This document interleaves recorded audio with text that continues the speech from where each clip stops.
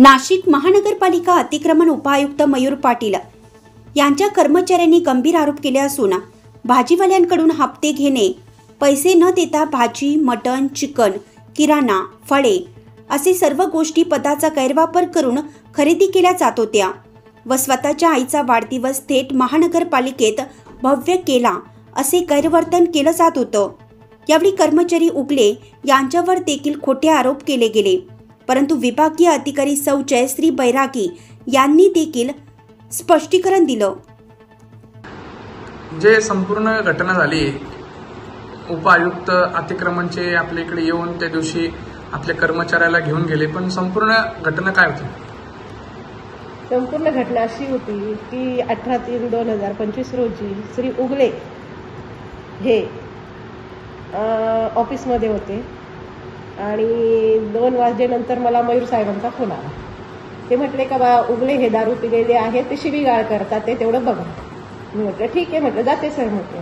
मग मी आणि माझा शिपाई आम्ही दोघं जण त्यांच्या डिपार्टमेंटला गेलो।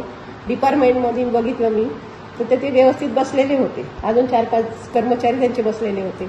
मी त्यांना एवढं सांगते का हे सगळे गठ्ठे आहे ना तुम्ही व्यवस्थित लावा, त्यांच्या देखातच बोलणं झालेलं आहे, गठ्ठे व्यवस्थित लावा, आयुक्त कधी येतील व्हिजिट मारतील, तर तुम्ही तर एवढे बोलले मला का ठीक आहे मॅडम मी गठ्ठे वगैरे सगळे ठेवून देतो। पण त्यावेळेस ते व्यवस्थित बसलेले होते, ते कशी गाळ वगैरे काही करत नव्हते, नशाही केलेली नव्हती त्यांनी, आता नशा पण नव्हती केलेली, म्हणजे ते नॉर्मल बसलेले होते असं। आता मी काय समजू शकणार नाही त्याच्यात नशे ते का काय, पण त्या दिवशी त्यांच्याकडे बघून असं काही असं वाटतच नव्हतं मला। आता मेडिकल रिपोर्टमुळे ते सिद्ध झालं पण आहे ना? हां, मेडिकल रिपोर्ट आला ना। ह्या सर्व संपूर्ण याच्या जो सकस जो आहे त्याचा मी सगळा रिपोर्ट तयार केलेला आहे, तो सगळा संपूर्ण रिपोर्ट मी आयुक्त मॅडमला पाठवणार। असं तुम्हाला काय काय त्रास होत होता ते सांगा।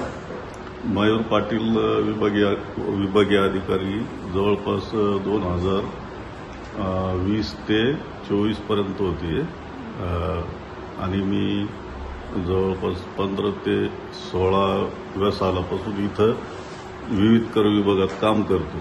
माझ्याकडे बाजार वसुलीचे कामकाज होते तेव्हा, आता 2 वर्षापासून बाजार वसुली वगैरे मी करत नाही, तरी ते वारंवार मला हप्त्यातून एकदा, कधी कधी 2दा, कधी कधी 3दा अशा प्रकारे भाजीपाल्याची मागणी करायचे, चिकन, मटन, मच्छी याची मागणी करायची।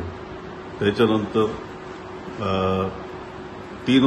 4 वर्ष तर हाच प्रकार चालू होता आणि त्यांना मी सांगायचो की सर मला तर पैसे काही भेटत नाही, तर मी कुठून आणणार? ते कुठूनही आण, मला नको सांगू, बाकीचं मला सांगायचं नाही, मी जे सांगितलं ते आणून द्यायचं। अशा प्रकारे दमबाजी करायचं, नाही केलं तू तर तुला नोटीस काढतो किंवा मग तुझा रिपोर्ट करतो, तुझी DE लावतो, अशा प्रकारे धमक्या द्यायची। त्या दिल्यानंतर मग जवळपास 4 वर्ष असे लोटल्यानंतर आता ते उपायुक्त म्हणून अतिक्रमणला राजीव गांधीला पण आहे आणि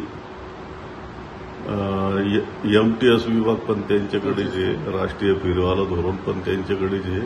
ते असल्या कारणाने ते अजून पण इतक्या मोठ्या प्रमाणात मागणी करतात का तू हे आणून दे, तू मिरच्या आणून दे। दिवाळीचं पूर्ण फराळाचं जवळपास 2 गोण्या भरून प्रत्येक दिवाळीला 4 वर्षापासून दिलेलं आहे त्यांना।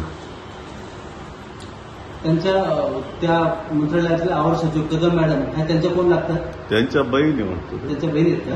म्हणजे त्यांना इथून रसत्य पुरवत होते, तुमच्याकडून वसूल करून माझ्याकडनं घेऊन जायचे, ते घेऊन जायचे माझ्याकडून।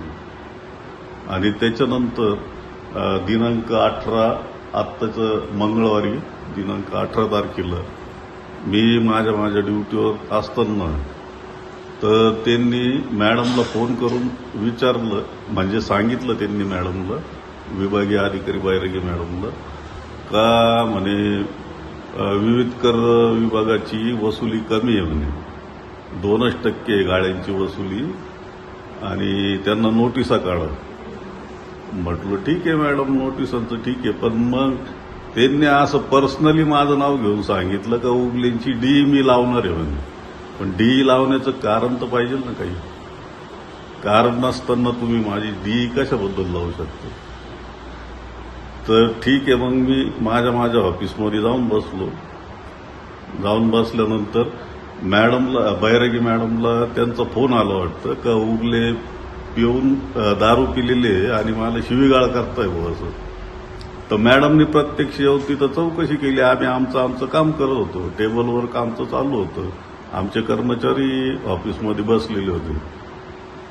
तर आता त्यांना त्यांच्यावर एवढा दबाव आणला साहेबांनी का मॅडम इथं अक्षरशः रडल्यात.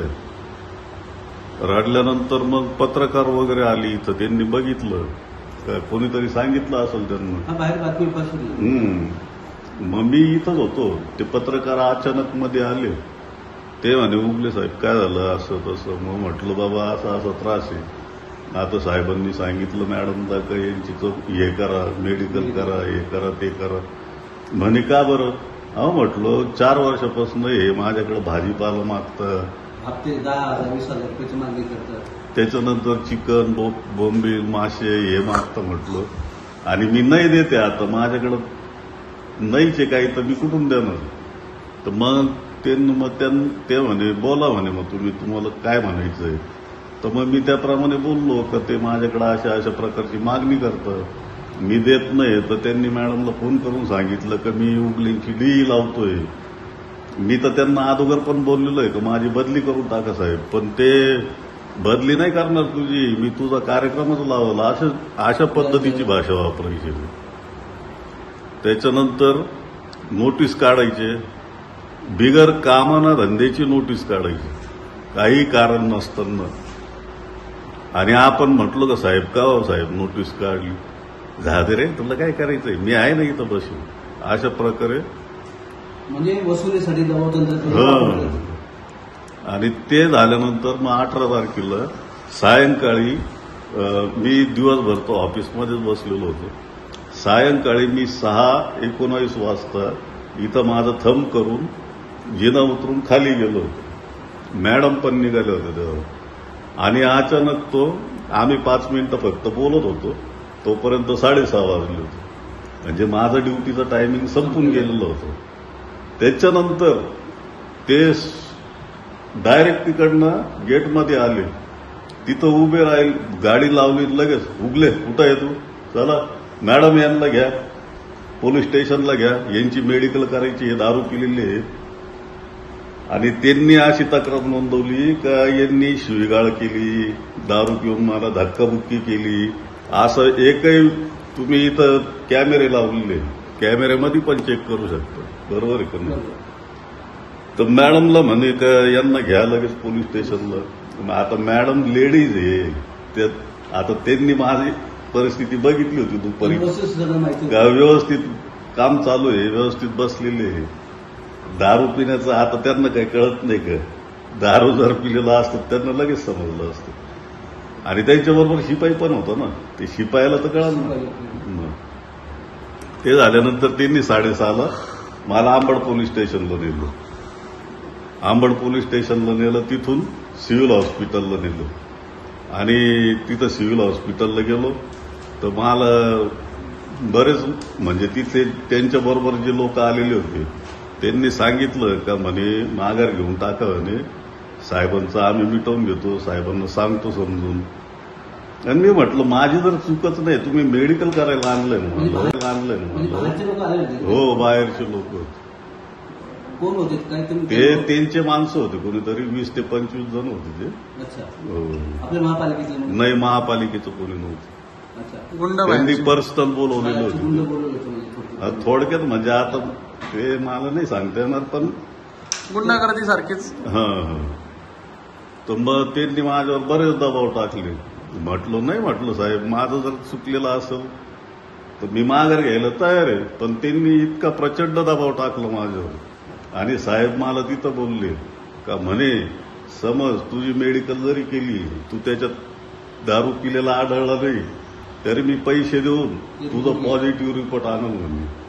अच्छा. एवढे सुद्धा बोलले एवढी मला. त्यांनी तयारी केलेली होती. म्हणजे एवढी तुमचा तयारी केलेली होती. काही दोष नसताना तुमच्यावर दबाव टाकून पुरेपूरपणे तुम्हाला माघारी घ्यायला लावलं हा. आणि त्या ठिकाणी दबाव यंत्रणेचा वापर केला.